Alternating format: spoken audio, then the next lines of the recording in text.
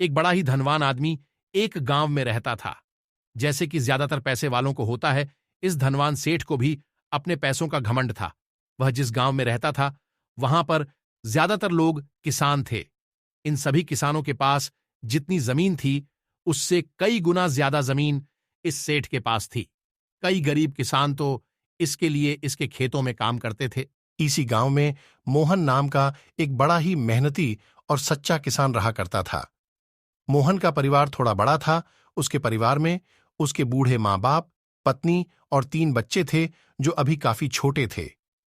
मोहन के पास ज्यादा जमीन नहीं थी, लेकिन जितनी भी थी उसमें वह बड़ी मेहनत करता और अपने परिवार का पेट पालने लायक अनाज उगा लेता था। बाकी के किसान भी यह देखकर हैरान रह जाते कि कोई कैसे इतनी सी जमीन में इतना ज्यादा फसल उगा सकता है।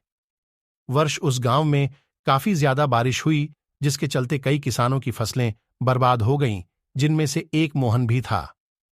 अब मोहन धर्म संकट में पड़ गया, क्योंकि उसके परिवार में उसके अलावा कोई और कमाने वाला नहीं था और अपने परिवार को भूखा मरते हुए वो देख नहीं सकता था।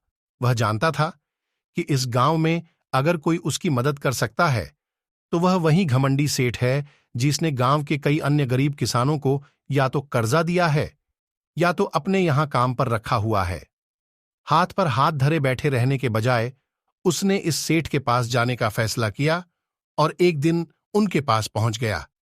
सेठ के पास पहुंचकर मोहन बोला, सेठ जी, आपकी बहुत मेहरबानी होगी। अगर आप मुझे थोड़ा सा कर्जा दे दें, जिससे मैं अपने खेतों में फिर से कोई फसल उगा सकूं, या फिर आप मुझे अपने यहां नौकरी दे दें ताकि मेरे परिवार को 2 वक्त का खाना मिल सके।